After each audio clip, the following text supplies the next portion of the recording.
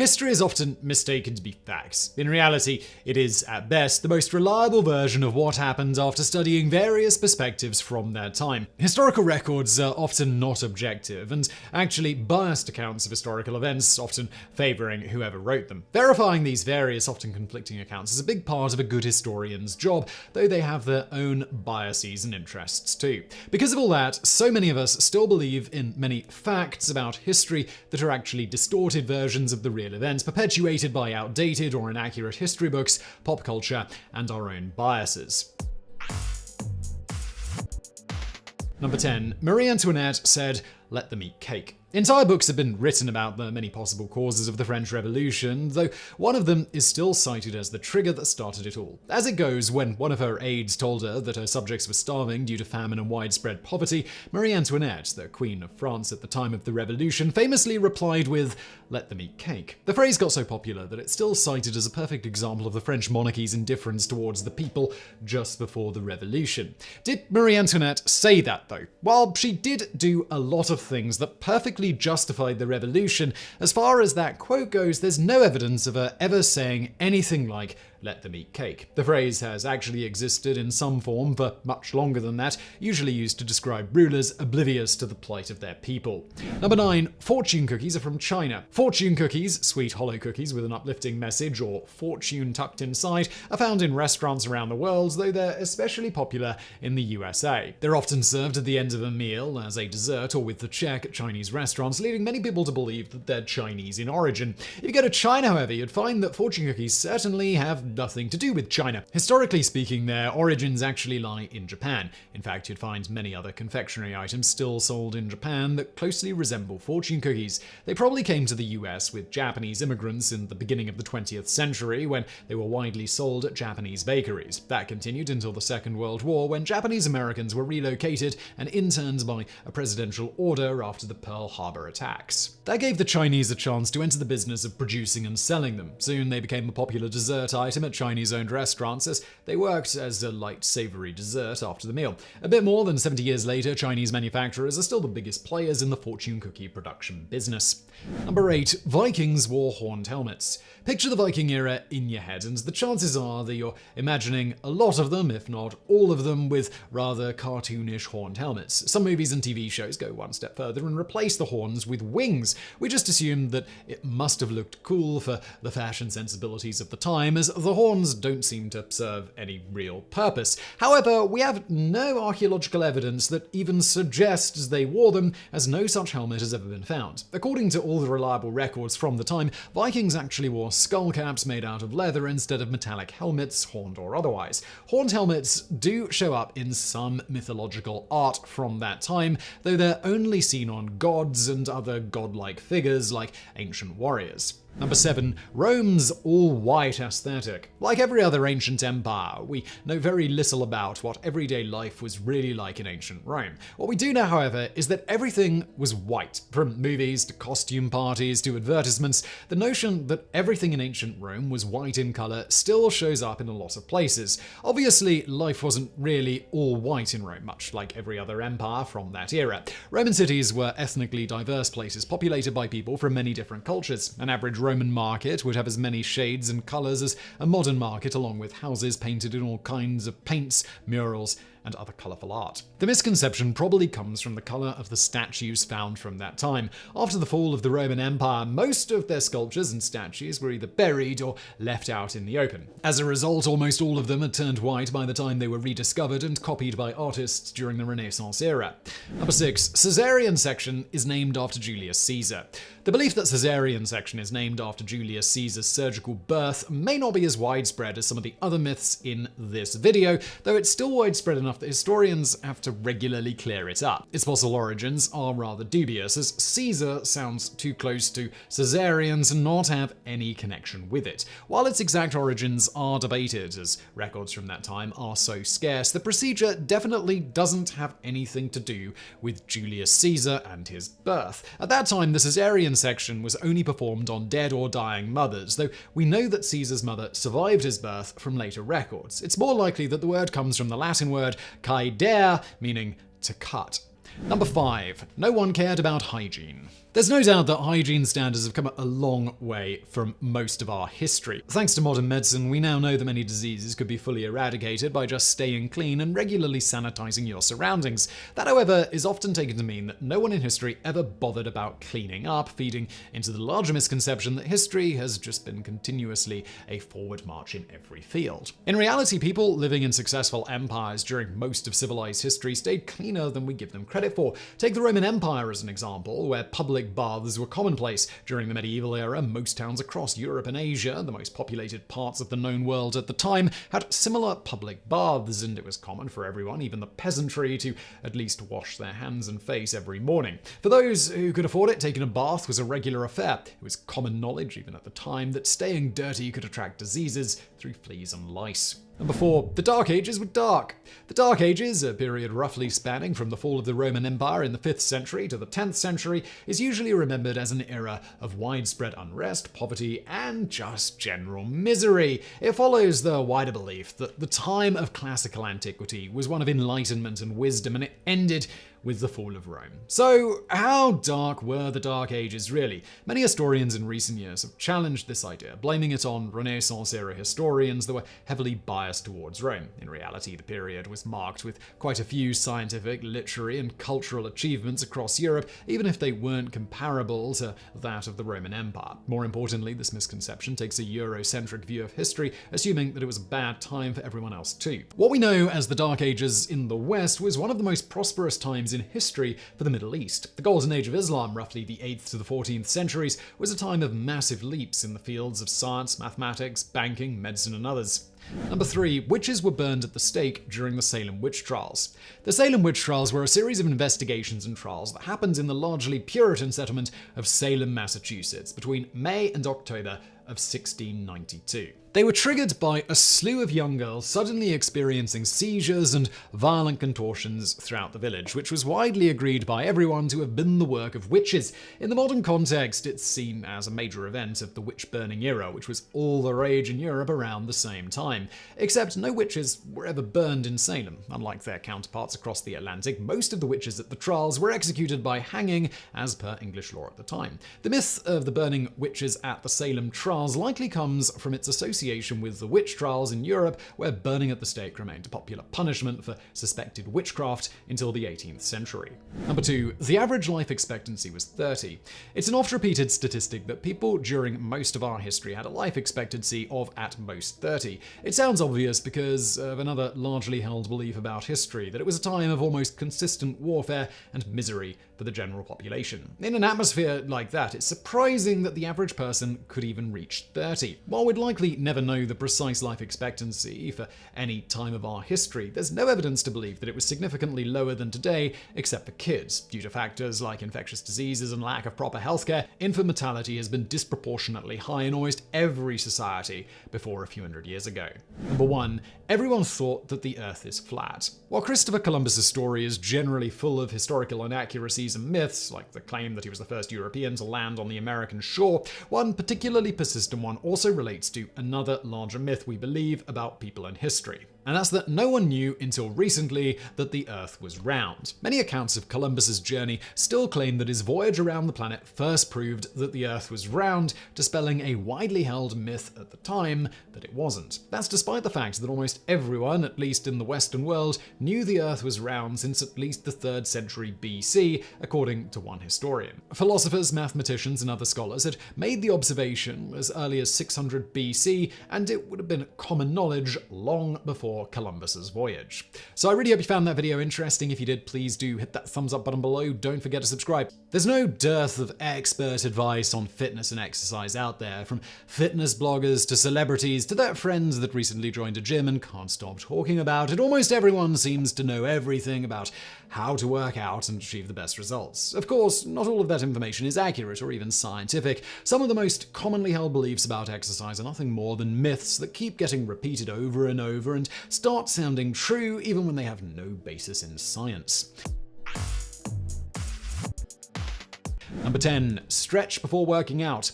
You don't have to exercise to know about this one. Quite a few people, including qualified trainers, believe that stretching before working out has a slew of benefits. It helps prepare the body before a physically intense activity, boosts your performance, and overall improves your fitness gains. Mounting research, however, is proving that the belief has no basis in reality. According to multiple studies, stretching before exercise actually impedes athletic performance in many ways. We believe that stretching makes muscles less prone to injury, though when scientists compared rates of soreness among people that stretched before exercise and ones that didn't, they didn't find any much of a difference at all. In fact, stretching a cold, tight muscle might just increase your chance of injury during a workout. Number 9. Exercise makes you hungry. Quite a few nutritionists and other weight loss experts claim that working out increases your appetite, which may make you eat more than you usually would and can lead to weight gain, undoing any weight you lost during the workout. The idea that eating a lot can somehow reverse the positive effects of exercise is widespread and repeated often, even if it's scientifically inaccurate. Research proves that any weight you lose during exercise is independent of your diet. Of course, that doesn't mean that the diet doesn't have a role to play, but the idea that you can gain the weight you lost during exercise by eating a lot is just false. Just look at professional athletes whose diets usually involve copious amounts of food while still being some of the fittest people around. Number 8. Sports drinks are good for you. The idea that you have to stay hydrated even against your will during a workout isn't that old. In the 1970s, athletes were told to avoid any fluid before a performance as all that excess load may slow them down. Now it's all about the fluids and just water won't do. The market is full of popular sports drinks that promise to hydrate you better than water and even increase your performance. As you can guess, that is largely just a way to sell more sports drinks. Their fundamental claim is that the body's natural thirst mechanism isn't good enough to tell you when or what to drink to stay properly hydrated. According to studies, though, drinking water exactly when your body wants it maximizes performance and is actually the most optimal way to get hydrated. Moreover, sports drinks are full of sugar and have few proven benefits to health. The only reason we believe they work is clever marketing. Number 7. Yoga is easier on the body. Yoga is usually considered to be a less intensive, easier form of exercise than other more mainstream fitness routines. Yoga injuries doesn't ring the same bells as serious injuries from, say, an intense core building session. It's not uncommon for trainers and therapists to recommend it as a safer, lighter alternative to regular exercise. There is, however, no evidence to support the notion that yoga is an easier form of other workout routines. If anything, one study has found that yoga can cause injury at the same rate as other sports. It can even make existing pain worse, as about 21% of all injuries in the same study were made worse by doing yoga, making it as intense and serious as most other popular forms of exercise. Number 6. Running on a treadmill is the same as running outside. Running is one of the easiest workouts one can do to maintain fitness, though there are still many different schools of thought on what's the best way to do it. While some maintain that nothing can beat the thrill of running outside, the idea that a good treadmill can perfectly replace that, even improve on it, has gained quite a bit of ground in the past few years. So, which one is actually better? While treadmills do provide an efficient, controlled environment to run and achieve fitness goals, they're no comparison to running outside. It's good for the body's posture and gait to tackle the natural bumps and uneven ground found outside compared to the relatively monotonous surface of a treadmill. Running on a treadmill may also make you adjust and change your natural stride over time. Number 5. Morning is the best time for exercise. Exercising is traditionally built into our schedule as a morning activity. While you'll find people working out in the gym at almost all hours of the day, morning, or immediately after waking up, whenever that is traditionally considered to be the most optimum time, and most people do the bulk of their daily workouts at that time. Undoubtedly, working out in the morning has its benefits. It helps you maintain and stick to a daily routine much better than other times, as well as keeping your mood up during the rest of the day, among other things. However, there are many downsides to working out in the morning too, along with an equal number of benefits to doing it in the afternoon and evening. In reality, there's no perfect time to work out, and forcefully choosing a time that might not work for you can actually hamper your overall fitness. Experts maintain that sticking to whichever time you pick for exercise is much more important than the time itself. Number 4. Exercise on an empty stomach. Exercising on an empty stomach forms the basis for many weight loss routines and other weight loss guides online. It's widely believed as it makes common sense. If the body has no carbohydrates to burn, it'll obviously turn to its fat stores, helping you lose weight faster. Except scientific studies have proven multiple times that there's no relationship between how much you eat before a workout and your weight loss. All fasting does is make you weaker and hungry during a workout, as well as feeds into the other widespread but inaccurate notion that there's some perfect time of day to work out before eating. Of course, don't do the really intense parts of the routine after eating a particularly heavy meal, though it's perfectly fine to work out after eating too. Number 3. Detox diets help you lose weight. The past few years have seen a massive rise in the popularity of detox diets. They come in many forms, though at its most basic, a detox diet usually involves replacing your regular food with healthier, lower-calorie alternatives, along with eliminating everything else that could be harmful. There's usually a fasting element to it too, as they're primarily aimed at people who are looking to lose weight. Despite their popularity, detox diets have never been proven to work for weight loss. While people have lost weight after detox diets in some controlled studies, that turned out to be due to a loss of fluid in carbohydrate stores rather than of fat. All of them eventually ended up gaining all of their weight back as soon as they were off their cleanse. Detox diets may have some other benefits, as quite a few people have reported feeling better after completing one. That may just be due to eliminating harmful substances like alcohol from their diet more than anything else, which is a good piece of health advice to follow in general. Number 2. Spot reduction. Spot reduction refers to any exercise that aims to reduce body fat in a targeted part of the body. Crunches are seen as a popular method of reducing fat in the belly area. You even find people working their triceps to trim fat from the back of their arms. The idea that it's possible to specifically target a body part for weight loss is quite popular, even if no studies have ever proven that it works. Biologically, it's impossible to target specific regions of the body to burn fat from, as the fatty acids and glycerol that burn during a workout can be from anywhere in the body, not just the one part you're working out right now. Apart from an inaccurate notion of how exercise and weight loss works, this myth also gives you the false idea that you just need to exercise one part of your body and ignore the rest to achieve your goals. Number 1. No pain, no gain. Almost all of us have heard the no pain, no gain adage, usually used by trainers to motivate people to push harder. It refers to the widely held belief that in order to achieve your fitness goals, it's necessary to feel some amount of pain or soreness after. We also think that certain workouts are better than others just because they cause more pain, which must mean they're better. Now, if you stay at home and don't work out too often, it's completely natural to feel a bit of soreness in your muscles after working out, though only for the first few days. That type of pain actually strengthens the muscles, as it's part of the body's natural response to a relatively new, unusual type of exertion. That, however, in no way means that you should look for more and more painful exercise routines to achieve goals faster. While some pain is okay and even natural, exercise shouldn't regularly be a painful affair. Pain is the body's way of warning you that something's not right, and it's the same for exercise as, say, an open wound. Ignoring this warning could make whatever's causing it worse, potentially leading to other longer-term issues. So I really hope you found that video interesting. If you did, please do hit that thumbs up button below. Don't forget to subscribe, and as always, thank you for watching. The human body is by far one of the most mysterious things in the entire universe. As far as we know of the billions of stars and planets out there, nothing like us exists anywhere. Nothing capable of creating language and technology like humankind has, and nothing that has evolved to be as intelligent or as sophisticated. But for all we know and for all we can do, there's still so much we don't understand, even about how our own bodies work. Not only that, we continually fall prey to myths and misinformation.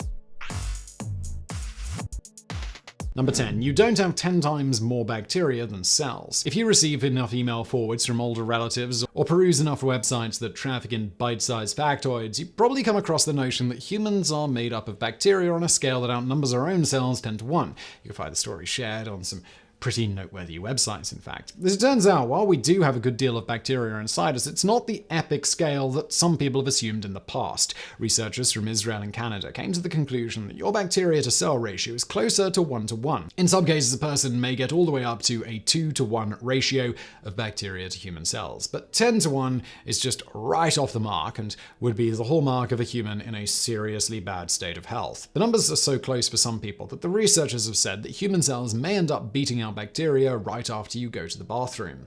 As for the 10 times myth, that came from a 1972 estimation by a microbiologist who didn't base it in sound science, but just a spitball of an idea. Number 9. MSG is not harmful to the human body. Chinese delivery food is a big business in America. People spend billions on it each and every year. For as long as it's been popular, it's also been under the thumb of the myth that it's loaded with monosodium glutamate, MSG. MSG is a flavor enhancer that has been about as demonized as any ingredient in food history. As far back as the 1970s, there were stories about MSG causing everything from headaches to diarrhea to cancer. The New York Times in 1978 wrote about how it caused brain damage in animals and something called Chinese food syndrome. An article from 1984 referred to the menace of Chinese food and blamed hyperactivity and cancer on the additive. With so many years of articles heaping scorn on it, you'd think there would be plenty of scientific evidence to back it up. But it turns out there just isn't. Monosodium glutamate is a stabilized form of a substance called glutamate. Glutamate is found naturally in many foods, including tomatoes and cheese. It's also something the human body produces, and it works as a neurotransmitter. Monosodium glutamate is that same substance that's just been stabilized by salt, so there's nothing included in it that could cause any major health concerns. Some people think that they have allergies to it, but that's not true either. You may have a sensitivity to it, but it is not chemically possible to have an MSG allergy. Allergies involve a protein called IgE, which is an antibody. MSG cannot trigger this kind of reaction. The origins of the MSG myth date back to the late 1960s, when an American scientist suffering unexplained headaches and dizziness concluded it was all of the Chinese food that he'd been eating. The story stuck, and the myth never went away. Since then, study after study has been able to link MSG to any major health concerns. Number 8. Your body is not 70% water. If you want confirmation that humans are mostly water, look no further than the 1988 episode of Star Trek The Next Generation, in which the crew of the Enterprise discover a new life form that refers to humans as bags of mostly water. For years now, even non-Trekkies have been under the belief that the human body is made up of about 70% water, but that's not true, at least not always. The human body goes through a lot of changes from day one until day, well, however many you have. When you start out life, you're actually closer to 78% water. From a year onward, you're down to about 65% until your teens. Your sex has an effect on water content, as in general, men are a little more watery than women. Teen boys are around 60% and girls at 55%. Women lose another 5% by the time they hit adulthood, falling a whole 20% short of that 70% we all hear about. By the time a woman hits 50, she actually might drop below 50%, coming in at around 47%.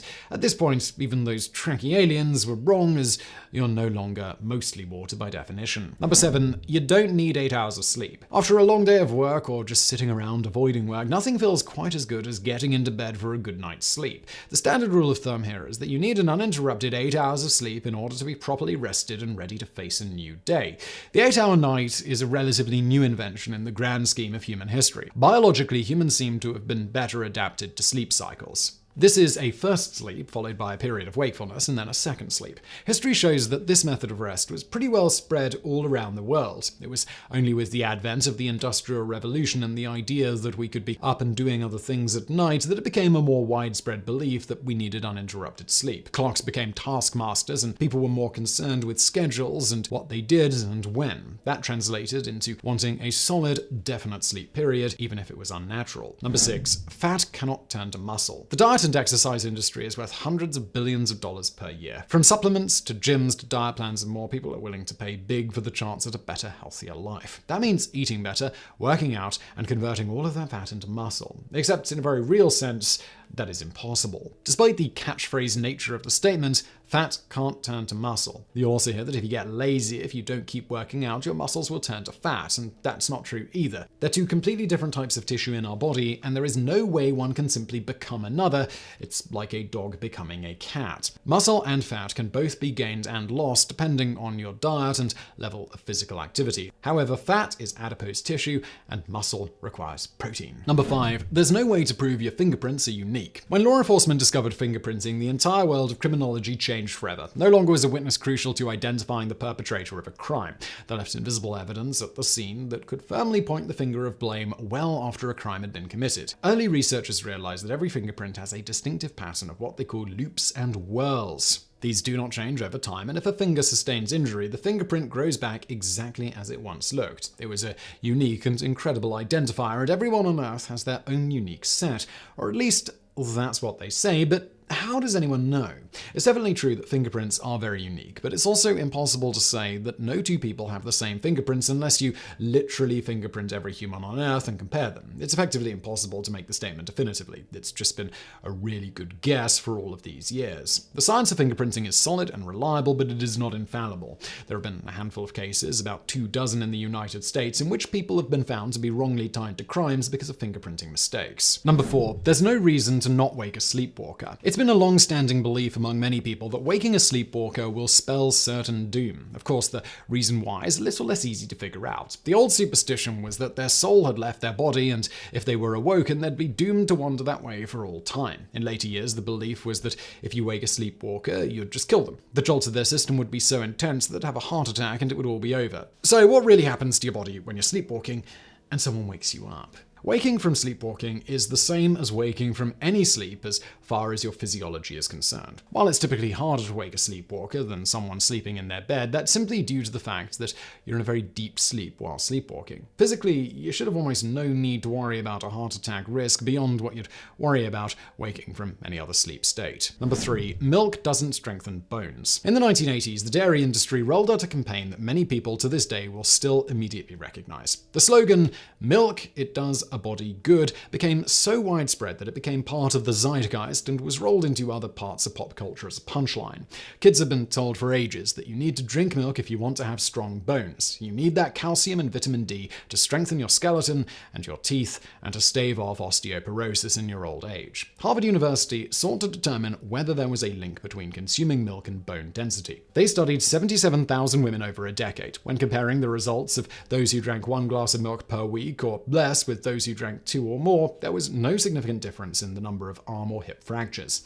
A later study followed 330,000 male participants, and the results were the same. Data showed that bone density did change in the short term, but after a couple of years, drinking milk or taking calcium supplements seemed to have no effect at all. So while milk may have some short-term effects on bone density, the long-term benefits may not be that. Which isn't to say drinking milk is bad for you, but it may not be as beneficial to your body as once thought. Number 2, honey is not better for you than sugar. Sugar is bad. We're told that over and over again by doctors and dietitians. There's a cottage industry on YouTube of showing people just how much sugar is in Cadbury eggs or soft drinks, as though the realization will shock people into cutting it from their diets. And of course, we need some amount of sweetness in our lives, everything in moderation and all that, so, well, what's the alternative? Honey. Honey has been touted as superior to refined white sugar and other processed sweeteners like high fructose corn syrup. It's all natural and therefore better for you is the way it's often presented. The truth of the situation is that honey is almost exactly the same as sugar as far as your body is concerned. There are very limited nutrients included, a negligible amount in fact, and your body processes it the same as you process any sugar. The biggest difference between honey and sugar is how it affects blood sugar levels. Honey is lower in the glycemic index, so it won't cause spikes like sugar does, but it also has more calories. That means it's not necessarily bad for you, but to say it's better than sugar is misleading. It's the same, and you should enjoy either or both in moderation. Number 1, multivitamin, $100 billion by 2024.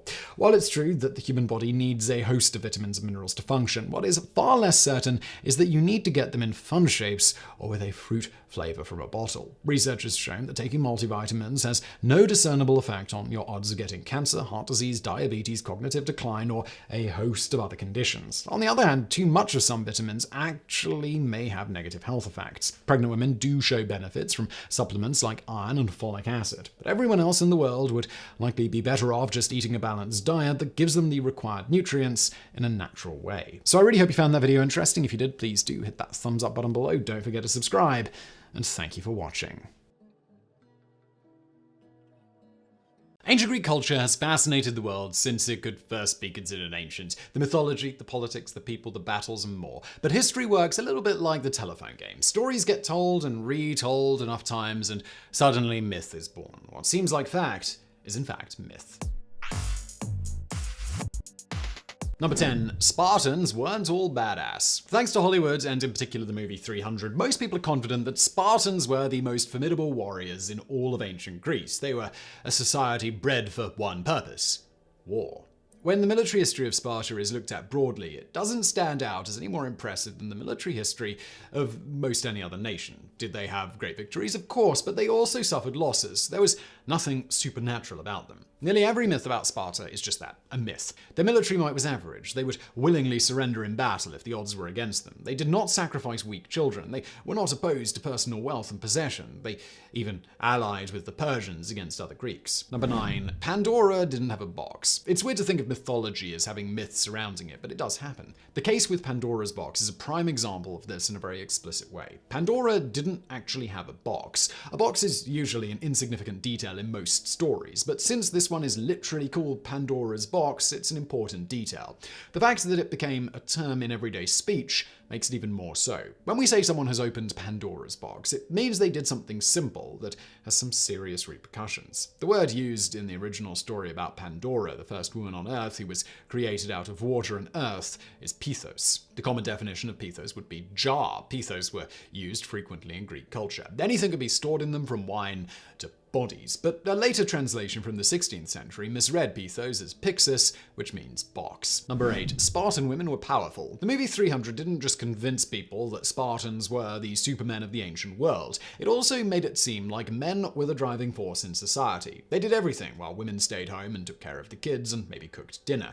But this wasn't always the case. Spartan women were independent in a way that few other Greek women were. They were given an education, something unheard of in many other of the ancient Greek polis. And while they couldn't turn that education into a job to earn money, they did have other advantages. For instance, Spartan women could own land. Spartan girls could train outdoors with the boys in physical exercise. They even competed in sports. They were also known for their wit and wisdom, something other women of the Greek world were not allowed to be a part of. Number 7. Statues were not white marble. One of the most famous relics of the ancient Greek world that we still have access to is the art. Not everything survived all these years, but some pieces that did have been dramatic and memorable. Some of the most noteworthy have been the statues. Most of us have seen statues like the Aphrodite of Cnido. These statues are often masterfully carved from marble with such skill that you can see the fluid curves of the flesh. They look like living people turned to stone, and while they are still beautiful in their alabaster glory, that is not how they originally looked. Greek sculptors painted their works. Back in the day, when these statues were first on display, they would have been brightly colored.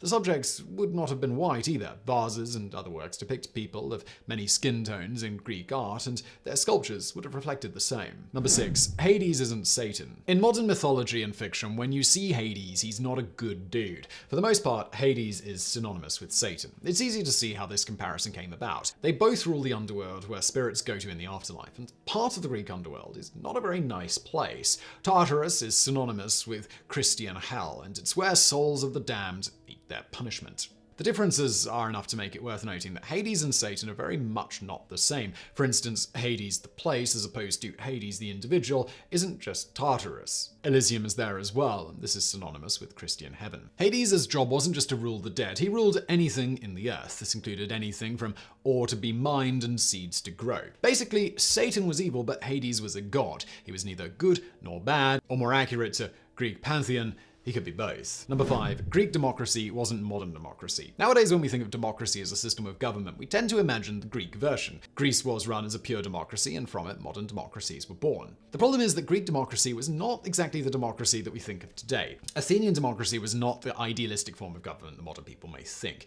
Everyone in society did not have a say, and in fact, only a select few counted and were able to be a part of the democracy. Women could not vote in Athenian democracy, and nor could slaves. Non-citizens, known as metokoi, were also unable to vote. These were only foreigners who lived in Athens and were still free people. It has been estimated that if Athens had a population of 300,000, up to 100,000 of those people were slaves. Another 25,000 were foreigners. Of the leftover 175,000, about half must have been women. Factor in people not of an age to vote, and it's been estimated that perhaps only 50,000 or so of the entire Athenian population were able to vote. That's some serious voter disenfranchisement. Number 4. Greece was not unified. Although it seems obvious when you start thinking about it, Greece was not a single unified nation. When people talk about it today, it's just Greece. It's like modern Greece, one country that occupies one space on the map. But ancient Greece was not nearly so simple. The reason we talk about Athenians and Spartans and Corinthians and Thebans is because they all came from their own city-states.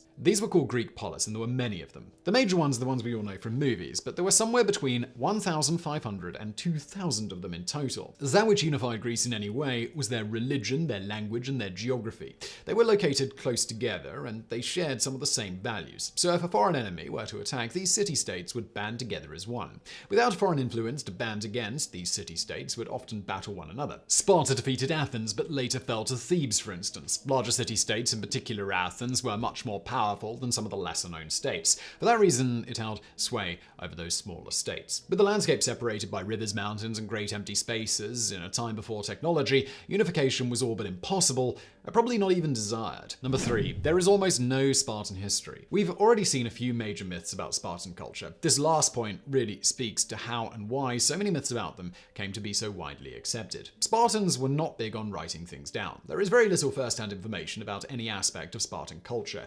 That includes their history. The little we do know about Spartans comes from contemporaneous accounts written by other Greeks, those who saw and interacted with them. This is perhaps why so many details about them are spurious, because they were filtered through outside observers. What has remained of Sparta, which was actually only a city-state in Laconia and was reduced to a minor power at best after a serious loss to the Thebans, is decidedly not what people expect. Spartans were known for poetry and pottery. The pottery was exemplary, and the poetry, or at least the little that remains, indicates people who were as enamored with art as they were with war. The remainder of their history, from how they fought in wars to why the city rose and fell, was almost all exclusively written by outsiders. Number 2. Slavery was widespread. There is a common belief in modern times that Greeks did not have slaves or did not endorse slavery. Criminals might be forced into servitude in the Colosseum, for instance, or prisoners of war could perhaps become servants, but the truth was that slavery was an everyday part of Greek life, and it was widespread. The idea that slavery was in any way wrong was not a belief expressed in ancient Greece. It seems as though the concept of slavery was seen as natural, and